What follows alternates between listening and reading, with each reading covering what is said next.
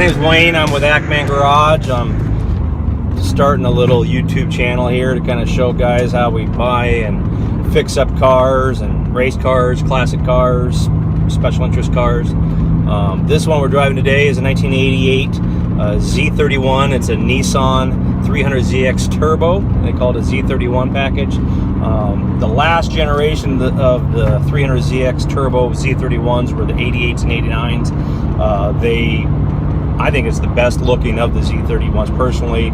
They'd also upgraded and changed the compression of these engine, updated the turbos, so you've got really a little better. In the general rule, the last generation of any model is usually the best of that run, and so 88 and 89 was the best of the Z31s, I believe. This was the predecessor leading up to what turned out to be a world-class sports car, Z32.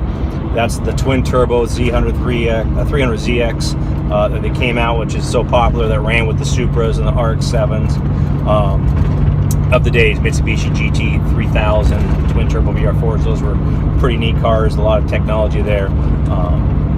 Late 80s, early 90s, the Asian cars, especially in the 90s, early 90s, just dominated the best value. The performance was world class.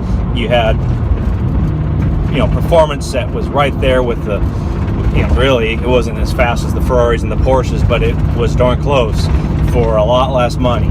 For $38,000 to $42,000, $43,000 you got in all series, and it's a world-class sports car. Well, this is the couple years before that. So we're going to fix this car up. This car's been repainted. The seats have been redone. The technology, I'm going to pull over here for a second. The technology on these cars were pretty advanced for the time. We'll just pull over for a second. I'll give you a little quick look around. Back in the days of now it's fairly common to see this, but in 88 and 89, this was not common. So, and what you'll see here is you got digital dash. You can see the RPMs climbing. That was quite the advanced feature back in the day. Little things like these controls. You had selectable, adjustable suspension here. The turbo boost, good gauge package, climate control. You see that.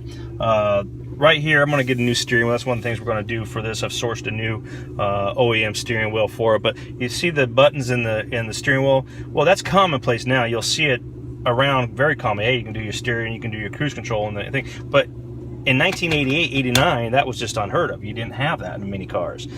These are like 8-9-way adjustable seats. They're very comfortable. This car was really more of a grand touring car. They'd gotten away from their pure racing sports car heritage that they had, and we have a 1978 280Z. It's actually a race car that we are in the process of repurposing, make it back on the street so you can turn it more into a track car. So we'll show that on another video. But this was its I don't know if you call it younger brother or later version, which is more of a grand touring. This is a car you take on a road trip. Very comfortable, great gas mileage. This thing's running out at 25 miles to the gallon. Performs well. It's not, it'll handle carved roads really well in that 25 to 75 mile an hour range. It just loves that speed. If you're looking for a very, very nice, dependable, reliable car that you can pick up for $5,000 needing some work, something like this for about $7,000 that's been repainted, reupholstered, in good shape. Maybe this car's worth $7,500 for under $10,000. There's not a lot of cars out there. You literally got the Supras are moving, RX-7s, but those rotary engines had problems. Those are notorious. You look around and the rotary engines, commonly you'll see these guys offering, a RX-7 with a Chevy small block or something, different engine. It's because those rotaries were blowing up, and they just, that's a different story about the rotaries. But I would argue that this Nissan is probably the best bang for the buck. You can buy them less than you can the Mitsubishi GT3000 twin turbo VR4s are a great car. They're coming up, but the cost of repairs and those things have problems. They'll bury you. This car won't bury you. When it needs something, it's still very affordable. The Supra, same thing, very reliable, very affordable. Oh, and I'm sorry, it's not getting to be affordable. They're starting to come up pretty good. I like the looks of the Supra a lot. That's a very nice, solid car. When you need to fix it, you can fix it quite reasonably. These are, in my opinion, the best bang for the buck for those 90s Asian cars. So when you get a chance, we'll do some more videos. Keep checking in with us. We'll be posting these videos 2 or 3 times a month, whatever we get around, and kind of show you some of our projects. We play with race cars, we play with sports cars, like to do some muscle cars, some of that stuff. We'll let you tag along, and we'll see how we can buy something, fix it up, change the livery, put our spin on it, resort them out, make sure they're mechanically sound, and then sell them off to the next person to take ownership and I call stewardship.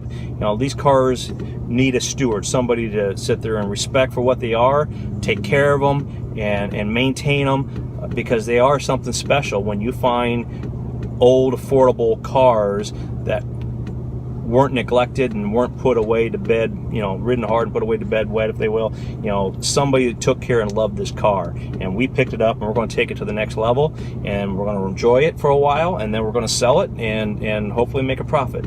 So stay tuned. Ackmann Garage will be coming to you regularly. Appreciate all your support. Like and share on the Facebook when you get a chance, and I'll introduce you to the rest of the team that does our video making, that kind of stuff. Take care.